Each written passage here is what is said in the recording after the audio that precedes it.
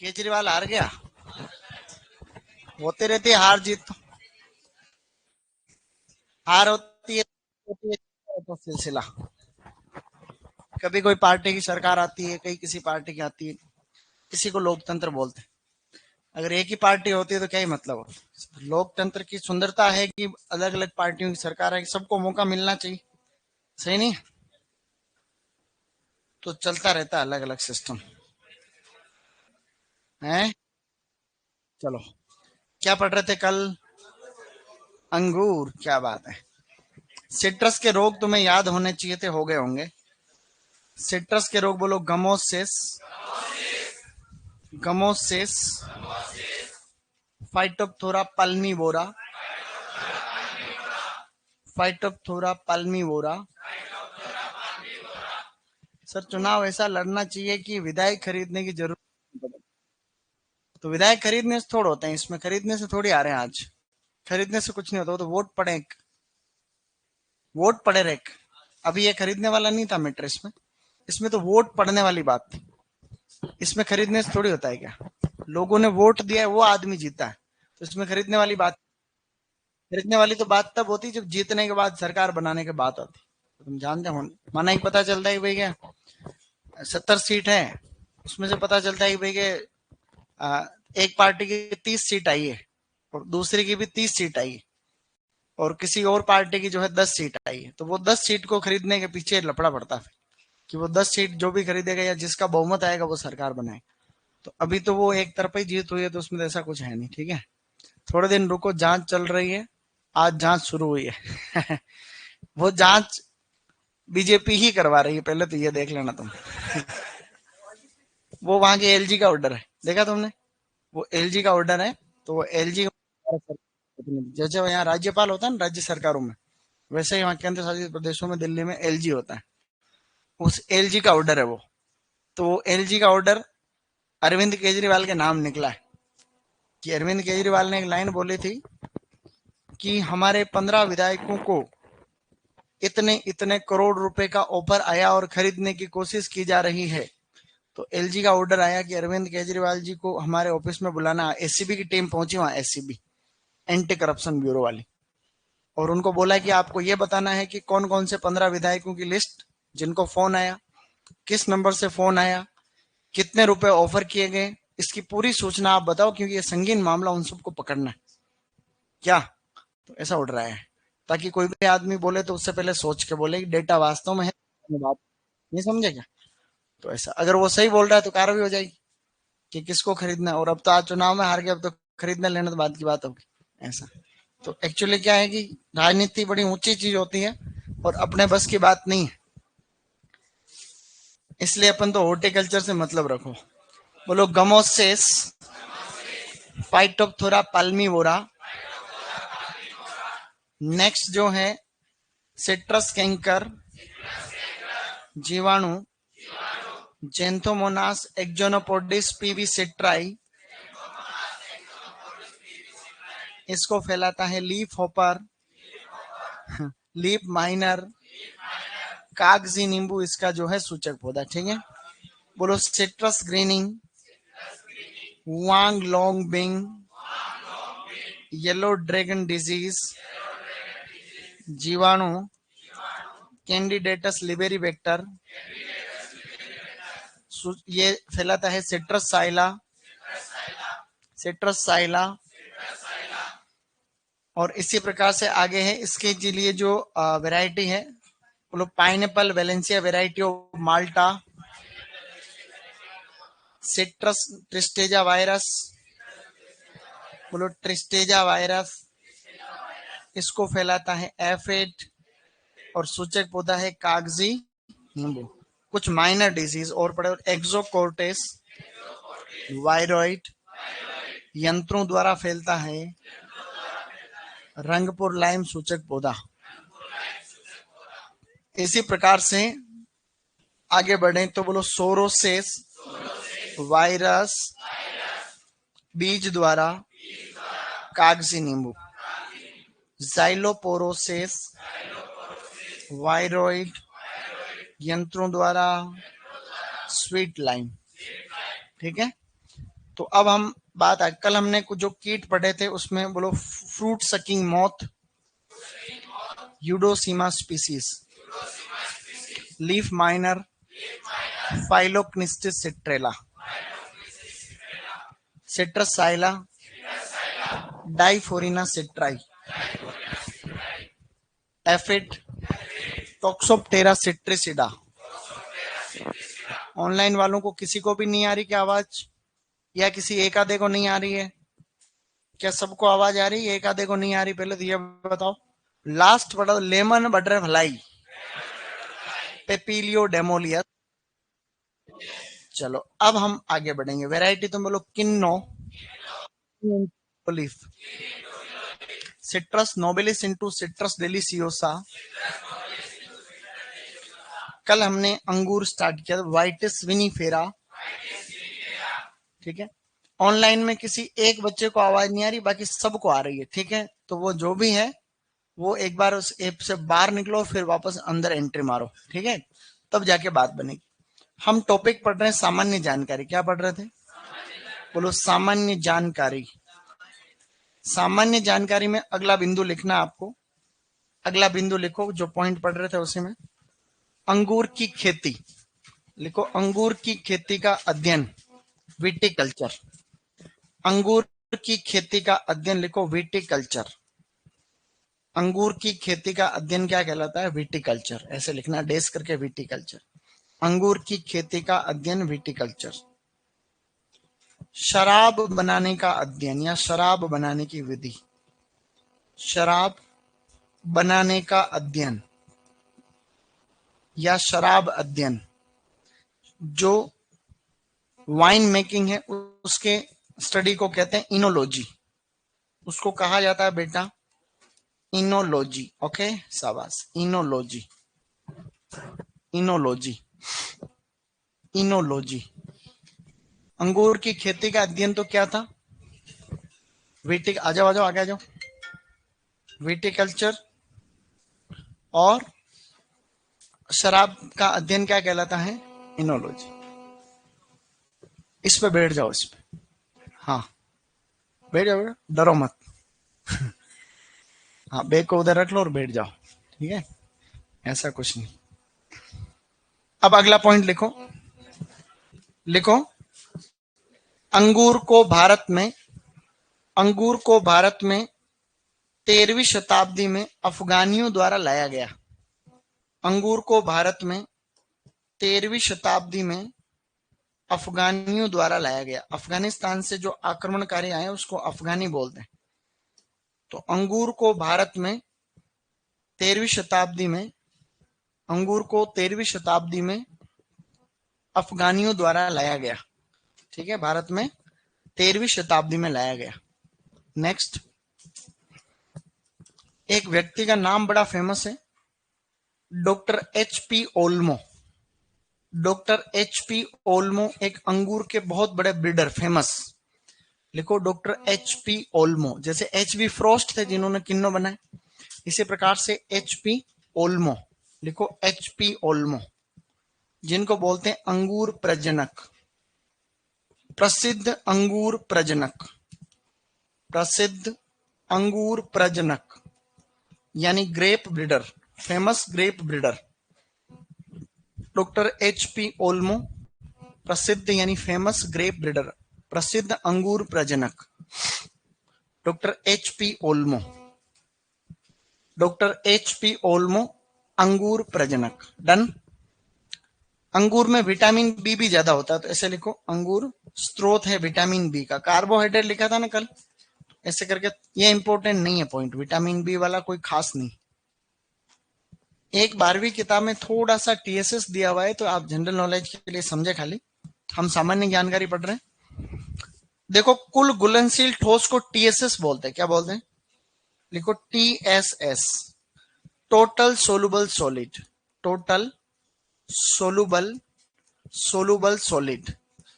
Total soluble solid का मतलब था कुल घुलनशील ठोस। इसको मापा जाता है रिफ्रैक्टोमीटर द्वारा। टीएसएस किससे मापते हैं? रिफ्रैक्टोमीटर। तो इसको मापते हैं रिफ्रैक्टोमीटर के द्वारा, रिफ्रैक्टोमीटर। सो टीएसएस मापा जाता है रिफ्रैक्टोमीटर के द्वारा बच्चे लोग। और अब जब तुड़ाई करते हैं ना अंगूर की, तो उस समय कितना होना चाहिए अलग अलग उद्देश्य के हिसाब से। जैसे आपको खाली सामान्य खाने के लिए, जनरली सामान्यतः हम अंगूर को तोड़ते हैं तो टीएसएस होना चाहिए 15 से 17 डिग्री ब्रिक्स। कितना होना चाहिए? 15 से 17। अगर आपको किशमिश बनाने के उद्देश्य से इसको तोड़ना है, किशमिश अगर किशमिश हेतु तोड़ना है तो 22 से 23 डिग्री ब्रिक्स, 22 से 23 डिग्री ब्रिक्स।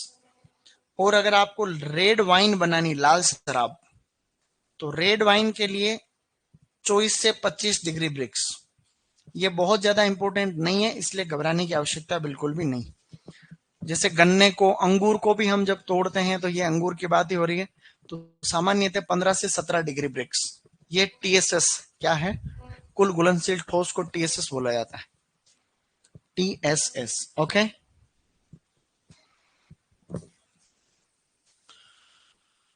जनरली 15 से 17 डिग्री ब्रिक्स, किशमिश के लिए 22 से 23 डिग्री ब्रिक्स, और रेड वाइन के हिसाब से आपको रखना है यहां पर 24 से 25 degree brix. Okay guys, good. अब लिखना है आपको उत्पादन। टॉपिक डालो उत्पादन, फेमस, अच्छा पॉइंट लिखना है उत्पादन।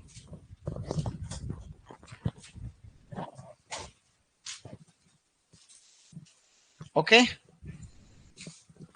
ये टीएसएस कैसे मापते हैं? हैंड रिफ्रैक्टोमीटर आता है छोटा सा, तो अंगूर को तोड़ने से पहले एक अंगूर को फोड़ के उसका रस उसमें डालते हैं, टीएसएस का ढक्कन आता है, उसको रिफ्रैक्टोमीटर का ढक्कन, उसको वापस बंद करते हैं, फिर ऐसे देखते हैं आंख से, तो उसमें एक स्केल दिखता है, उस पर रीडिंग आती है, तो उसको देख के हम पता रखते हैं कितना है। गन्ने में भी चेक है, जैसे गन्ने का परिपक्व होता है, रस को मापते हैं, हाँ गन्ने को अब काट ले, क्या करें ऐसे। चले आगे, टॉपिक क्या डाला तुमने? उत्पादन। देखो अब यहां ध्यान देने वाली बात क्या है कि विश्व में सबसे ज्यादा अंगूर कहां पर होता है? चीन में होता है। तो अगर हम उत्पादन की बात करें, विश्व में सर्वाधिक उत्पादन, तो दुनिया भर में सबसे ज्यादा उत्पादन होता है बेटा चाइना में। चीन अंगूर का सबसे बड़ा उत्पादक है, सेकंड नंबर पे भारत। भारत की रैंक कौन सी है? सेकंड। तो दुनिया भर में सबसे ज्यादा अंगूर कहां पर हो रहा है? चाइना में होता। पहली बात तो ये, इधर देखो फिर लिख लेना बोले, कोई बड़ी बात नहीं। दूसरा बिंदु, लेकिन अगर हम बात करें विश्व में सर्वाधिक उत्पादकता की, किसकी बात करें? बोलो उत्पादकता, यानी प्रोडक्टिविटी, तो ऐसे केस में भारत पहले नंबर पे। ये प्रश्न तुम्हारे सुपरवाइजर में भी आ सकता है कि दुनिया में सबसे ज्यादा प्रति हेक्टर अंगूर का उत्पादन कहां होता है? तो भारत में होता है, ये आपको ध्यान रखना है। यानी कि चीन के अंदर क्षेत्रफल भी ज्यादा है अंगूर का, तो उत्पादन भी वहां ज्यादा होता है।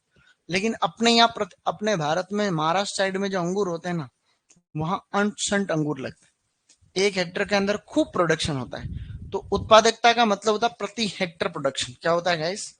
कि प्रति हेक्टर कितना उत्पादन हो रहा, उस मामले की बात हो रही। भारत में सर्वाधिक कहां पर होता है? अगला पॉइंट लिखना है स्टूडेंट्स कि भारत में सर्वाधिक उत्पादन होता है महाराष्ट्र।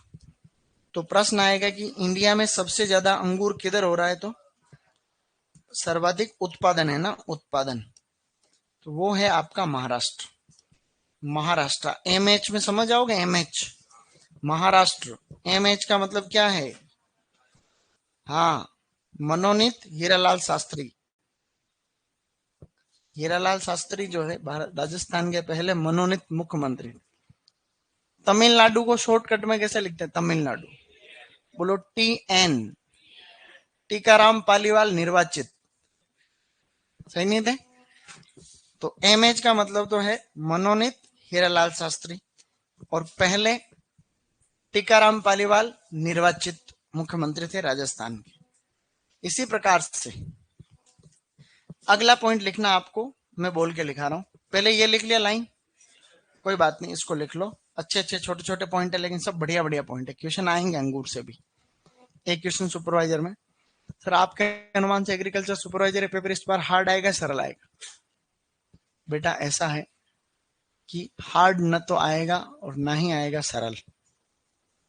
पेपर जो पढ़ेंगे उसमें से आएगा। अपन पढ़ रहे हैं उसमें, हॉर्टिकल्चर के तो 20 के 20 इधर से आना है, शर्तें लागू को छोड़ के। तो एक आधा प्रश्न ऊपर नीचे हो जाए तो हो जाए, बाकी तो यही आएंगे, टेंशन मत लो, ठीक है ना। और लास्ट में टेस्ट सीरीज की बोल रखा तुम, फिर क्या घबराते हो? घबराने वालों में से हो क्या? फिर क्या बात कर रहा हो? सर उत्पादन और उत्पादकता में क्या फर्क होता? ये लिख लिया, अब लाइन लिखो नीचे। राष्ट्रीय अंगूर अनुसंधान केंद्र कहां पर है? पुणे महाराष्ट्र। लिखो राष्ट्रीय अंगूर अनुसंधान केंद्र। राष्ट्रीय अंगूर अनुसंधान केंद्र, राष्ट्रीय अंगूर अनुसंधान केंद्र, जिसको बोलते हैं NRC, national research centre for grapes. राष्ट्रीय अंगूर अनुसंधान केंद्र है पुणे महाराष्ट्र। पुणे, पुणे महाराष्ट्र, ठीक है, पुणे MH नहीं महाराष्ट्र।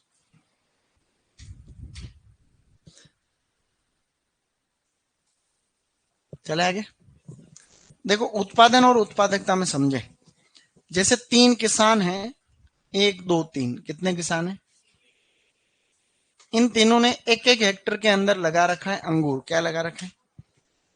माना कि एक के एक हेक्टर में उत्पादन होता है 20 क्विंटल, एक के होता है 25 क्विंटल, एक के होता है 15 क्विंटल, ठीक है। इन तीनों के उत्पादन को जोड़ो तो 20 और 25, 45 और 15 कितना होता है? 60 क्विंटल हो गया। ये कुल उत्पादन है। क्या है? कुल उत्पादन। लेकिन 60 के अंदर हम इन तीनों का 3 का भाग लगाएंगे एरिया का, तो कितना आ जाएगा? 20 क्विंटल। तो उत्पादकता कितनी हुई? 20 क्विंटल उत्पादन पे, जबकि उत्पादन कितना हो गया? 60 क्विंटल। तो उत्पादकता का मतलब पर हेक्टर औसत उत्पादन की बात यहां पर हो रही है। यहां तक डन है। ये दूसरा पॉइंट बड़ा खास, ठीक है, कि भारत का अब लिखो जलवायु, जिसमें कोई खास बात नहीं। जलवायु में कोई भी खास बात नहीं लिखनी है। जलवायु, जलवायु में आपको लिखना उपोष्ण जलवायु, उपोष्ण। अब हम धीरे धीरे आगे बढ़ रहे हैं।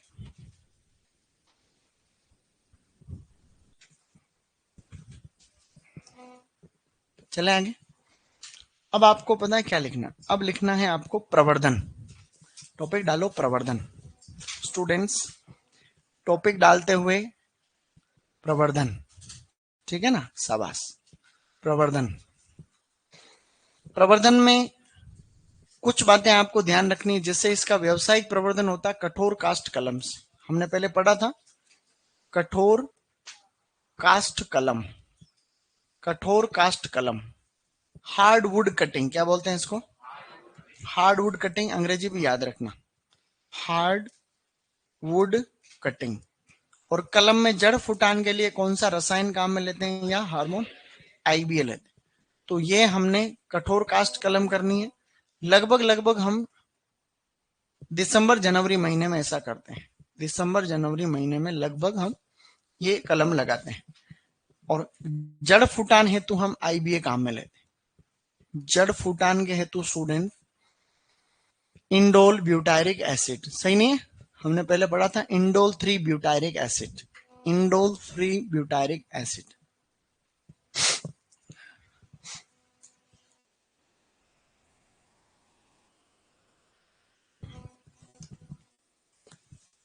तो एक तो मुख्य ये क्वेश्चन सुपरवाइजर जोबनेर यूनिवर्सिटी में आया कि अंगूर का व्यावसायिक प्रवर्धन किससे होता है? कठोर कास्ट कलम से होता है। कोई नई बात इसमें बिल्कुल भी नहीं है।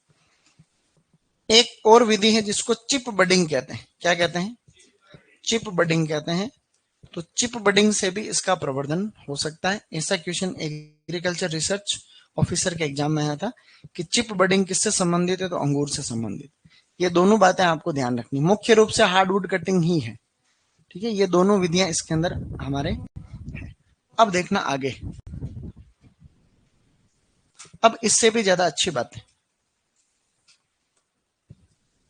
अब पहले इधर देखना, बाद में लिखना। अब लिखना 1 सेकंड के लिए बंद दो, ठीक रहेगा। जब आप ग्राफ्टिंग या बडिंग करते हो ना, तो मूल व्रंत चाहिए। क्या चाहिए? मूल व्रंत। तो जब चिप बडिंग या हम इसमें वेज जो पेच बडिंग करेंगे, तो ऐसे में कुछ मूल व्रंत चाहिए। क्या चाहिए गाइस? तो मूल व्रंत के ऊपर ही तो बडिंग की जाती है। अब मूल व्रंत इसमें अच्छे अच्छे हैं, 2-4 याद रखने वाले।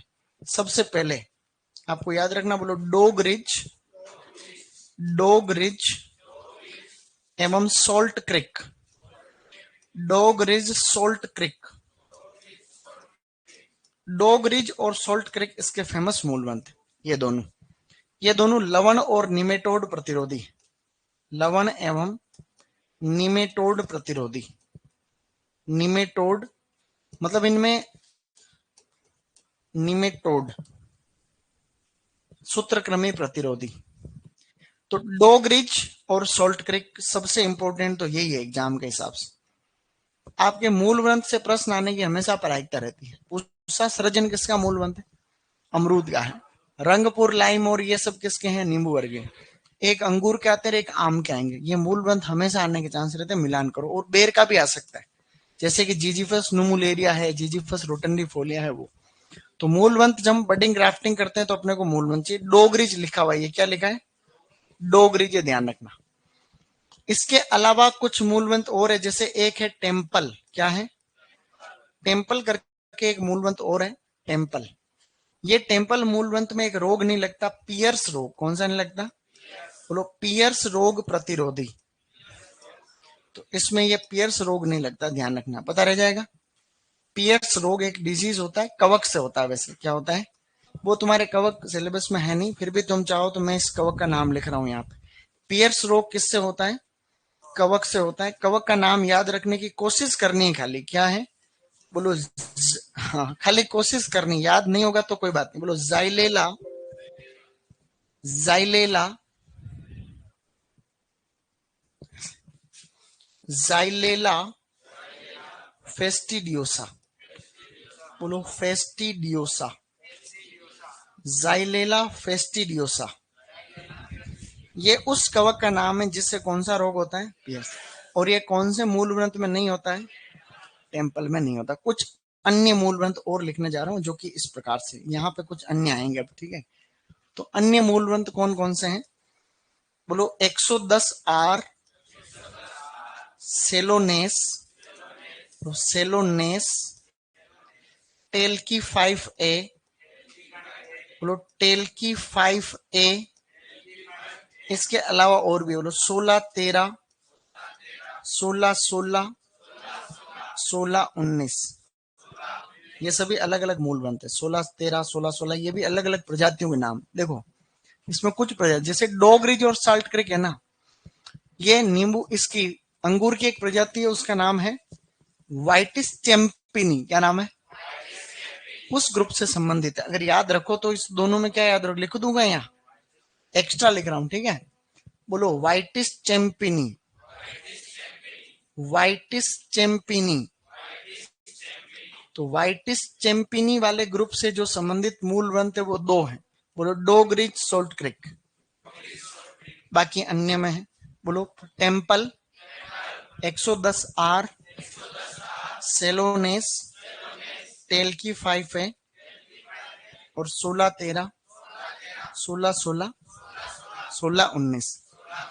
प्रश्न मूल ग्रंथ का आएगा, मिलान करो में भी आ सकता है कि टेम्पल किसका है, डोगरिज और सोल्ट क्रिक किसके मूल ग्रंथ है। तो क्या करोगे उसमें? अंगूर कर लोगे, नहीं कर लो? इसको लिख लो एक सेकंड में, फिर और नई चीजें पढ़ रहे हैं।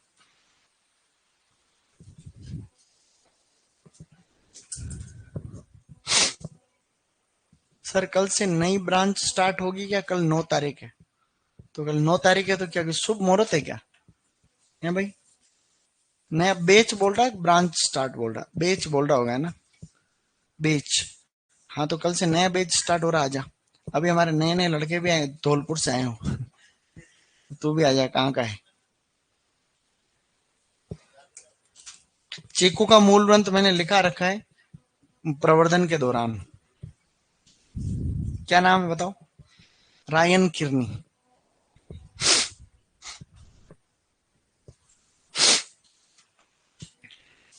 डोग रिज है, डोग, डे से डमरू, डोग, डोग रिज।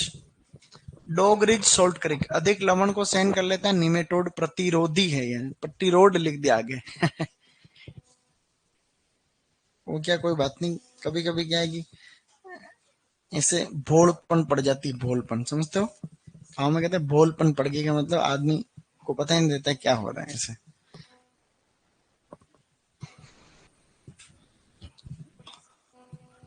खिड़कियां थोड़ी खुली रखो, गर्मी नहीं हो रही तुम्हें? हैं? इधर इधर भी खोलो थोड़ी खिड़की। खिड़कियां खोलो, गर्मी होगी, बिल्कुल बप जाओगे अंदर। ये भी खुला हुआ।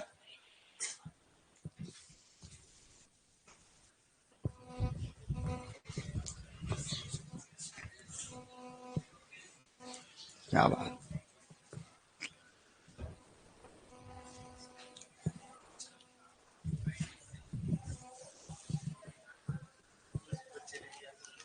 अच्छा, ट्रिक दी होगी। हाँ हाँ, ठीक है, पीजी वाले ने, है ना? हाँ ठीक है। और तुम्हें भी कोई अच्छी ट्रिक हो तो मेरे को लिख के देना, ठीक है? हम्म।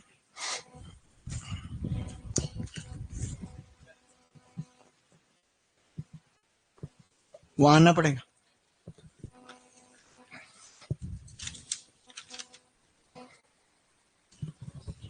हम्म।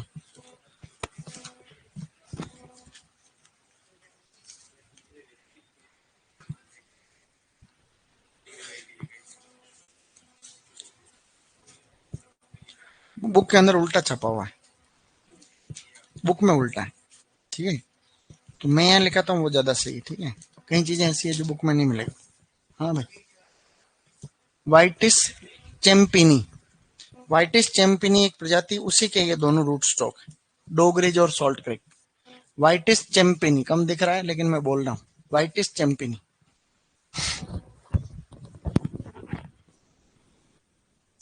कम दिख रहा पीछे, है ना? सेलोनेस दिख रहा, सेलोनेस। सेलोनेस के नीचे टेल की 5A। टेल की 5A, 16 13 16 16 16 19। यहाँ पीछे भी एक एलईडी चाहिए भाई, सही कह रहा हो। यहाँ पे एक एलईडी और चाहिए।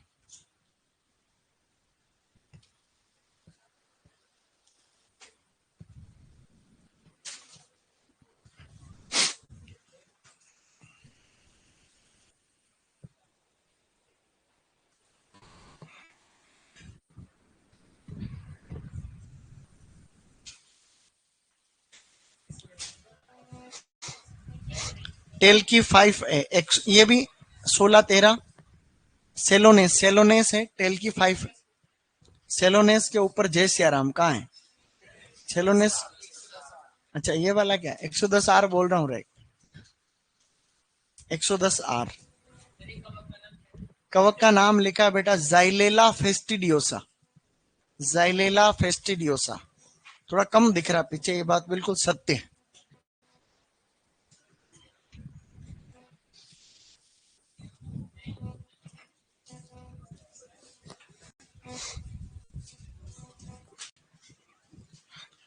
मुझे आश्चर्य होता है कि ऊपर जो क्लास है ना, उसमें एक एलईडी लगा रखी, पीछे एलईडी है, और ऐसे ही मैं वहां लिखता हूँ तो पीछे वाले लड़के बोलते सर हमको दिख नहीं रहा है, जबकि उनके आंखों के सामने एलईडी लगा।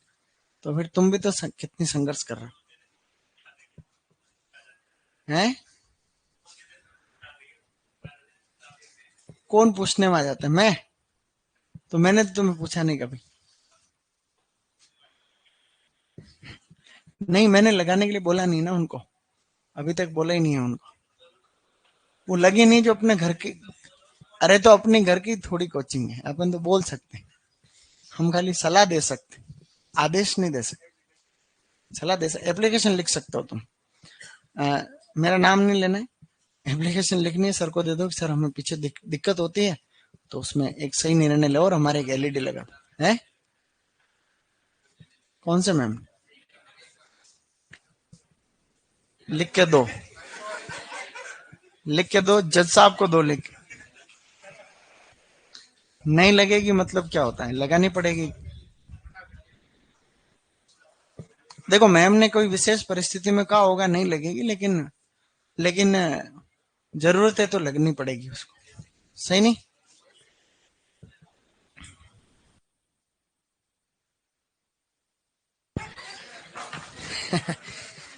एक्चुअली क्या है कि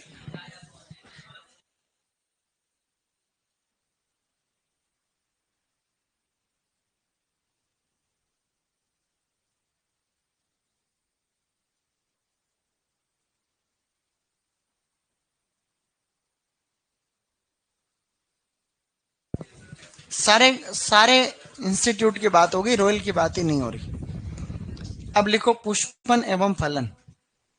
कम दिख रहा है तो अब मैं थोड़े बड़े लिख देता हूं तुम्हारे लिए।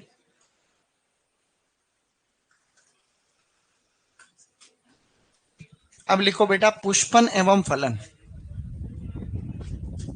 पुष्पन व फलन।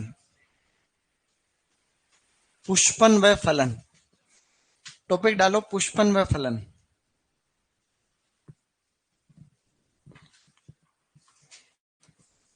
देखो पुष्पन और फलन में क्या होता है कि ये 16 13 16 16 16 19 ये भी मूलवंत के ही नाम है, ठीक है। अब यहां एक बार के लिए ध्यान देना, ये अंगूर का पुष्प क्रम है। क्या है गाइस? अंगूर का पुष्प क्रम। बेटा आवाज नहीं छोटू, ये है पुष्प क्रम। क्या है? और पुष्प क्रम इसका पेनिकल कहलाता है। क्या कहलाता है? आम का पुष्प क्रम भी क्या कहलाता है? आम का भी पेनिकल होता है, इसका भी पेनिकल होता है। अब जो इस अंगूर के अंदर फूल आते हैं ना, द्विलिंगी फूल आते हैं। कैसे आते हैं? द्विलिंगी फूल आते हैं। जैसे एक सुंदर फूल है ये, और इस फूल के ऊपर एक टोपी जैसी संरचना पाई जाती। फूल के ऊपर एक टोपी पाई जाती है। उस टोपी नुमा संरचना को पता है क्या कहते हैं? उस टोपी नुमा संरचना को कैलिप्ट्रा कहते हैं। क्या कहते हैं? तो इसके ऊपर टोपी नुमा संरचना जिसे कहा जाता है कैलिप्ट्रा। क्या कहते हैं? बोलो कैलिप्ट्रा। याद रह सकता है क्या? CALYPTRA। बोलो कैलिप्ट्रा। तो इसमें याद ये रखना है कि अंगूर में फूल के ऊपर जो टोपी पाई जाती है उसे क्या बोल रहे हैं अपन? कैलिप्ट्रा कहते हैं। इसकी वजह से फूल खुल नहीं पाता और नर और मादा इसके अंदर ही रह जाते हैं। जब नर मादा कमरे में बंद है, सॉरी कमरा कहाँ से आया बीच में? मैं कुछ और बोलना चाह रहा था। मैं पहले ये बोले हम तुम कमरे में बंद वाली इस कहानी, तो फिर ये नर मादा कमरे में बंद निकल गया। ये इस बार गलती से निकला। कभी कभी मैं जानबूझ के भी बोलता हूँ, लेकिन और उसमें ऐसे कोई ऐसी बात नहीं है कि भाई मैं अब जो बोला उसको छुपाने की कोशिश कर रहा हूँ। लेकिन ऐसा है कि भाई ये मेल और फीमेल इस फूल के अंदर बंद रह जाते हैं, और ऐसा फूल जो कभी नहीं खुलता है, ऐसे केस को क्लिस्टोगेमी कहते हैं। क्या कहते हैं? बोलो क्लिस्टोगेमी। क्लिस्टोगेमी। क्लिस्टोगेमी शब्द का मतलब होता है, क्लिस्टोगेमी को हम कहते हैं हिंदी में अनुन्मिल्यता। बोलो अनुन्मिल्यता। क्लिस्टोगेमी। क्लिस्टोगेमी की वजह से इसके अंदर स्वपरागण होता है। क्या होता है गाइस? स्वपरागण का मतलब होता है कि अगर ये फूल में से पराग कण कहीं बाहर जा ही नहीं पा रहे हैं, तो ये यहीं पे लैंड होंगे फीमेल के ऊपर, और फिर इसमें स्वपरागण होगा। प्रश्न आता है कि अंगूर में कौन सा परागण पाया जाता है? क्या कारण है उसका? क्लिस्टोगेमी।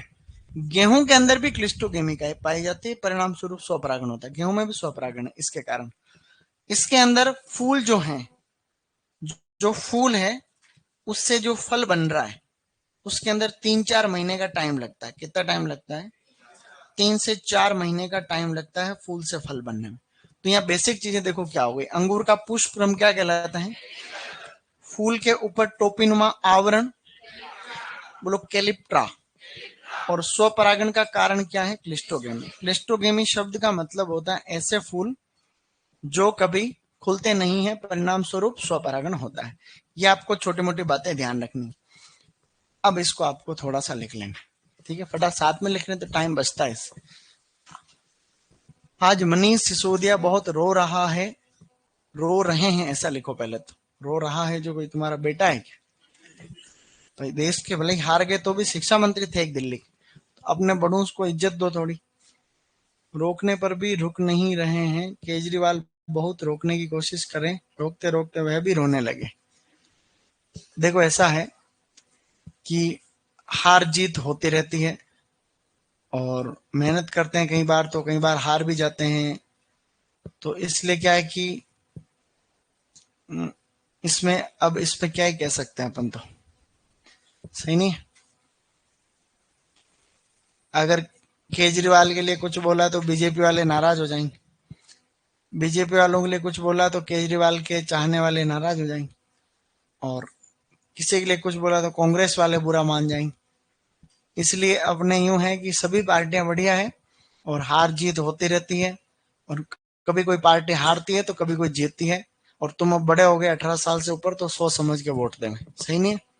और खुद वोट दें तब दिमाग का प्रयोग करें, किसी भी प्रकार के अलग अलग प्रकार के प्रलोभन में नहीं आए, ठीक है? तो 18 साल में आदमी के पास इतनी बुद्धि आ जाती है कि सोच सकता है कि किसको वोट देना। इसलिए 18 साल वोट डालने की उम्र रखी है लड़कों के लिए, लड़कियों के लिए भी 18 साल। शादी की उम्र लड़कियों के लिए 18 साल है, लड़कों के लिए 21 साल है। तो लुगाई संभालने के लिए आदमी को 21 साल का होना जरूरी है, देश संभालने के लिए 18 साल का होना जरूरी। अर्थात आदमी देश संभाल सकता, लुगाई नहीं संभाल सकता उसमें, सही नहीं?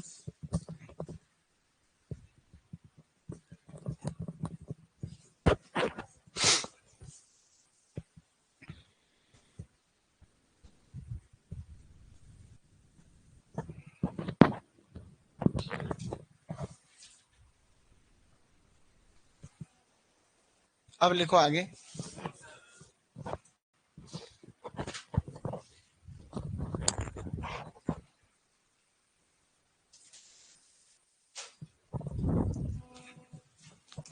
अब मैं कुछ फूल आने का टाइम लिख रहा हूं ना इसमें,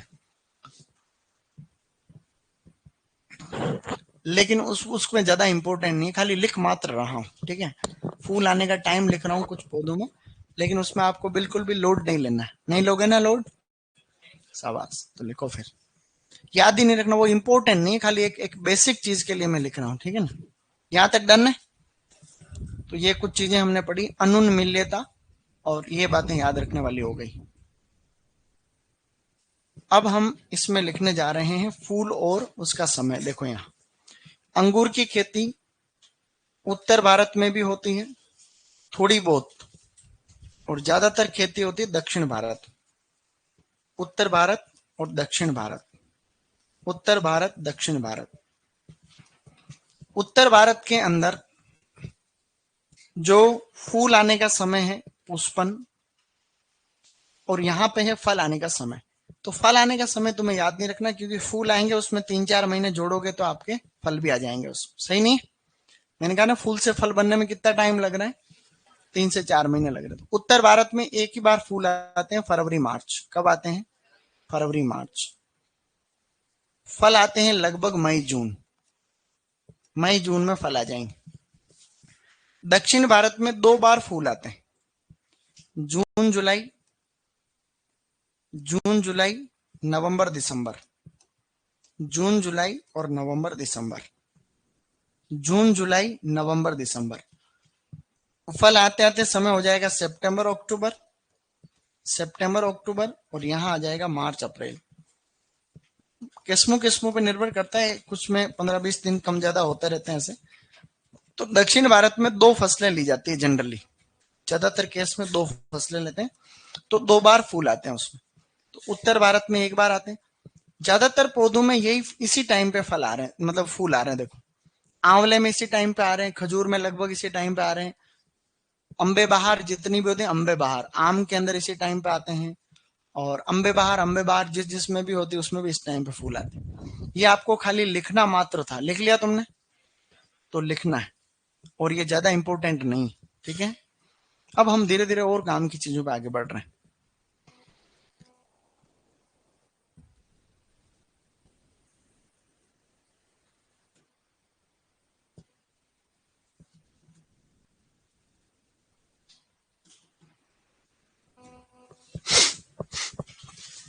अब हम और धीरे काम काम की चीजों की तरफ मूव कर रहे हैं, धीरे धीरे धीरे धीरे, सही नहीं है?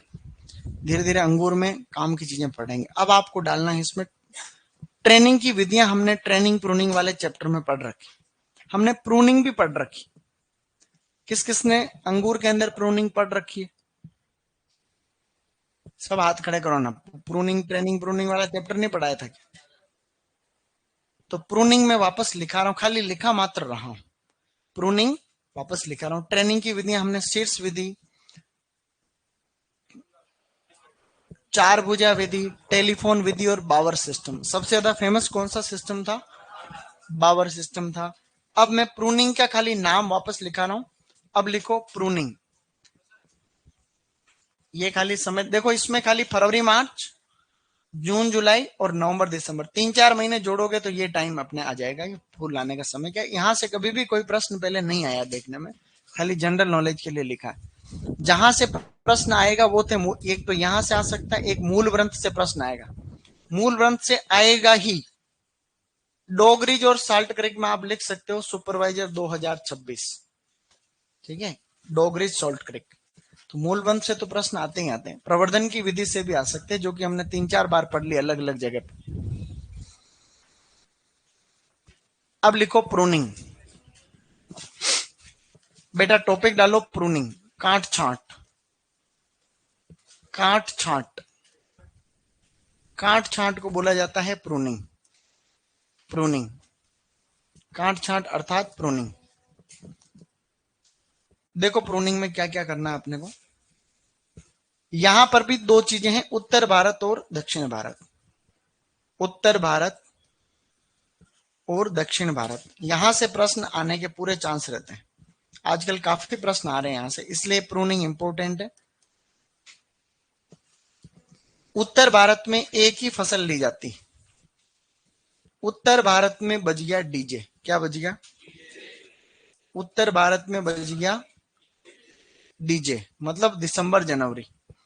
पहले भी प्रश्न आ रखा सुपरवाइजर डब्ल्यू में कि उत्तर भारत में प्रूनिंग कब होती है, तो उत्तर भारत में एक ही बार होती है, उत्तर भारत में बज गया दिसंबर जनवरी, याद रह जाएगा।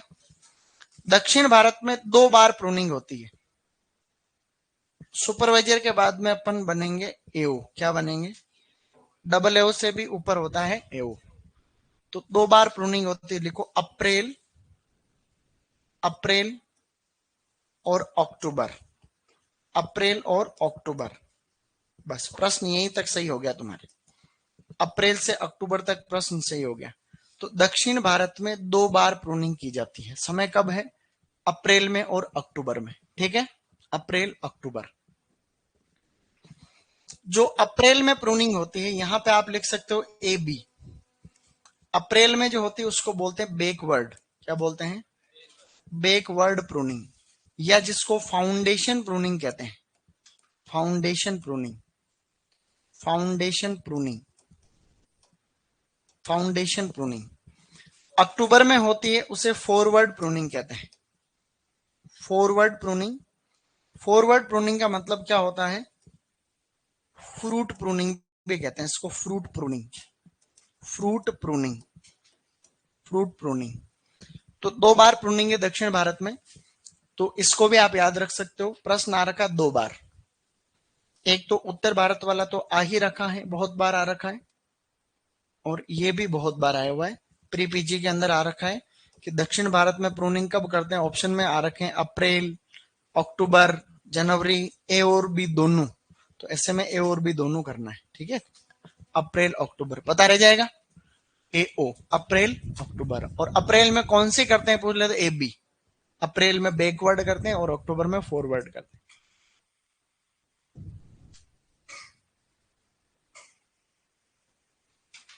अब आपको नोट करके लाइन लिखनी बढ़िया से, एक सामान्य ज्ञान की लाइन है, उसमें भी ज्यादा दिमाग नहीं लगाना, लेकिन इस प्रूनिंग में दिमाग लगाना है, ये फेमस, और इस प्रूनिंग से प्रश्न आएंगे, ठीक है।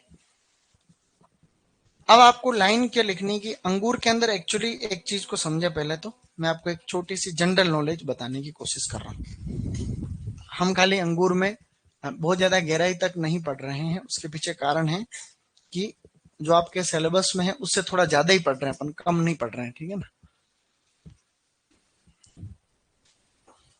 मैं यहां पे सर्च कर रहा हूं कि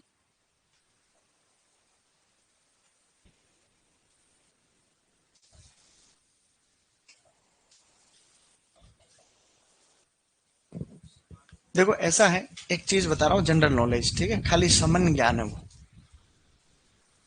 ये फोटो दिख रहा है आपको, ये फोटो दिख रहा है, इस फोटो में दो चीजें दिखाई दे रही है। ये भी अंगूर का पौधा, वो भी अंगूर का पौधा है। ये पौधे के ऊपर मुख्य शाखा, इसके ऊपर ये जो छोटे छोटे ठूंठ दिख रहे हैं, ये इनको स्पूर कहते हैं। क्या कहते हैं? स्पूर। तो कुछ किस्में ऐसी होती है जिनके अंदर स्पूर प्रूनिंग की जाती है, मतलब ऐसे ठूंठ रखे जाते हैं, उन पे शाखा आती है, उस पे फल लगते हैं, तो उनको बोलते हैं स्पूर प्रून्ड वेराइटीज। क्या बोलते हैं? और कुछ ऐसे किस्में होती है जिनके अंदर ठूंठ नहीं रखते हैं, उसके ऊपर एक एक साल पुरानी शाखा रखते हैं। ये पूरी ठूंठ की जगह पूरी शाखा, यहाँ ठूंठ रखें, ठूंठ का मतलब स्पूर रखें, और वहां पर ये पूरी शाखा रखें। ज्यादातर ये पैटर्न ज्यादा फेमस है, तो इसको बोलते हैं केन। क्या बोलते हैं? तो अंगूर में 1 वर्ष पुरानी शाखा को हम सामान्यतः क्या कहते हैं? केन कहते हैं। ये केन प्रून्ड और स्पूर प्रून्ड ऐसा थोड़ा एप्पल में भी ऐसा होता है। अब आपको लाइन लिखना है नोट करके, आगे नोट करके इसी में लाइन लिखना है कि अंगूर में फलन 1 वर्ष पुरानी शाखा पे होता है, जिसे केन कहते हैं, CANE। ऐसे लिख लो, फलन 1 वर्ष पुरानी शाखा, डेस करके लिख दो केन, शॉर्ट में लिख दो। फलन लिखो, फलन, अंगूर में फल लग रहे हैं तो फलन, तो फलन में लिखो 1 वर्ष पुरानी शाखा जिसे कहते हैं केन। 1 वर्ष पुरानी शाखा जिसे कहते हैं केन, CANE। प्रश्न आएगा अंगूर में 1 वर्ष पुरानी शाखा को क्या बोलते हैं? तो केन कहते हैं। अब यहां ध्यान देने वाली बात जनरल नॉलेज के लिए ऐसी है कि ये अंगूर का पौधा है, इसके अंदर ये कोई प्राथमिक शाखा है, उसके ऊपर कोई द्वितीयक शाखा है, उसके ऊपर कोई तृतीयक शाखा है। ठीक है। अब इस तृतीयक शाखा के ऊपर ये जो 1 वर्ष पुरानी शाखा है, जनरली इसके ऊपर बहुत सारी कलिकाएं आती। क्या आती है? बहुत सारी बर्ड्स आती, कलिकाएं आती। तो इसके ऊपर 60% कलिकाओं को तो सामान्यतः हटाना पड़ता है। भाई अगर आप सारी कलिकाएं रखोगे, सारी कलिकाएं रखेंगे तो फ्रूट लगेंगे, लेकिन छोटे छोटे लगेंगे। तो हम क्या करेंगे? हम अनावश्यक कलिकाओं को हटा देंगे। खाली इन 10 आ रही कलिकाएं तो वहां 4-5 कलिकाएं रखेंगे बस, ताकि कम फल आए लेकिन ज्यादा आए। तो अब मैं यहाँ पे लाइन लिखा रहा हूं, उसको लिखना, और अपने आप इसमें ज्यादा दिक्कत नहीं है, समझ में आ जाएगी बात। लिखो, अंगूर में फलन बढ़ाने हेतु प्रूनिंग की जाती है।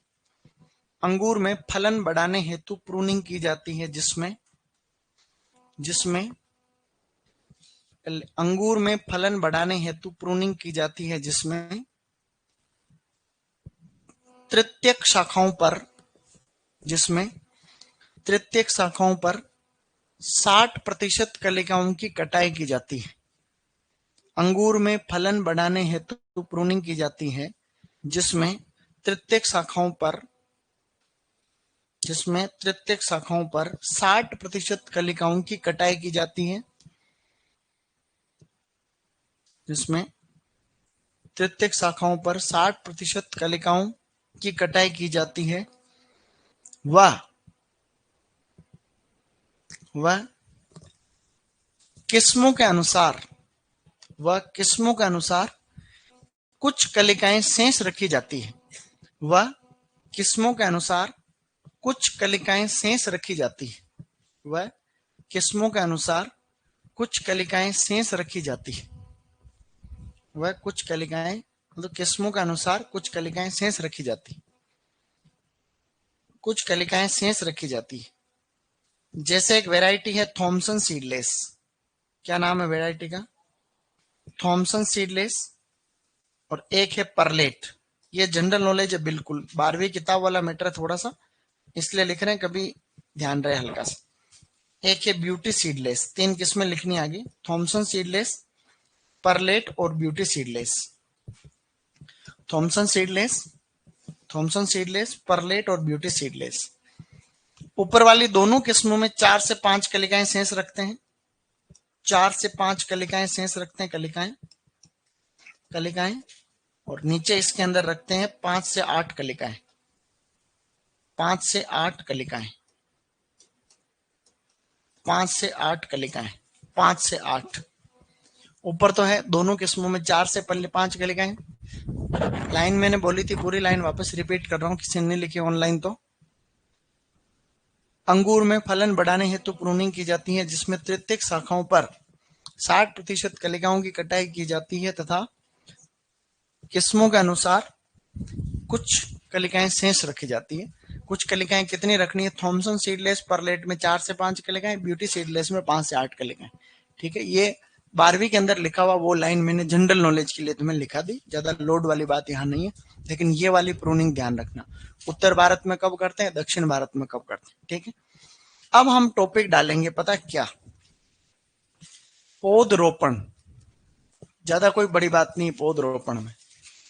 पौधरोपण की दूरी रखते हैं 3x3 मीटर। 3x3 metre. अंगूर को लगाया जाता है 3x3 मीटर पे। नवंबर महीने से जनवरी तक इसको लगाते हैं। अब हम सबसे इंपॉर्टेंट टॉपिक की तरफ एंट्री कर रहे हैं, उन्नत किस्में। टॉपिक डालो उन्नत किस्में या इंप्रूव्ड वेराइटीज। वो नहीं लिखना है, कोई ज्यादा खास बात नहीं। लिखना चाहो तो नवंबर, दिसंबर, जनवरी, या नवंबर से जनवरी। नवंबर से जनवरी। सुनो, अब टॉपिक डालो उन्नत किस्में। उन्नत किस्में।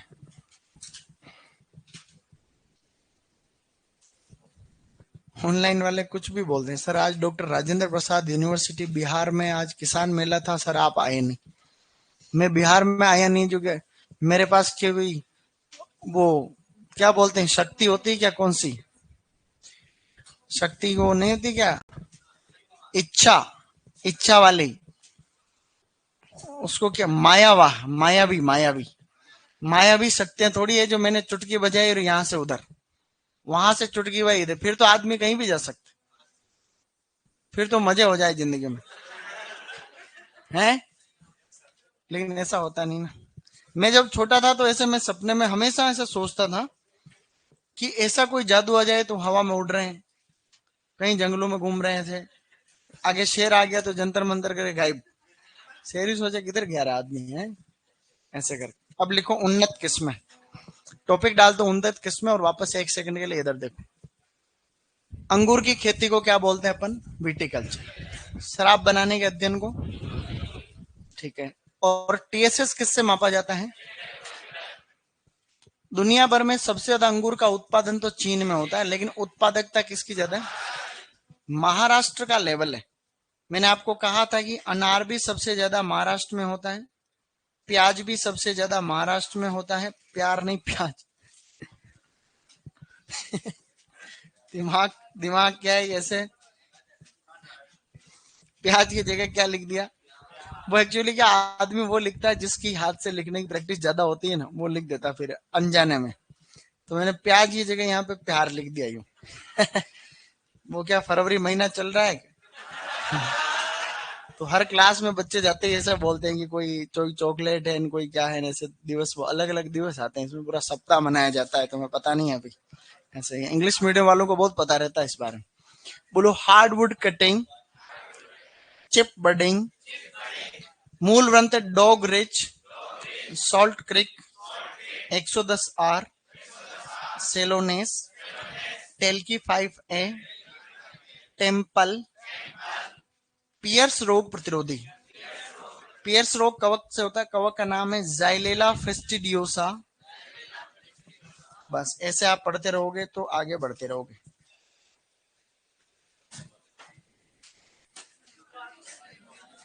तारीख कितनी है आज, कैसे तारीख पे तारीख जा रही है।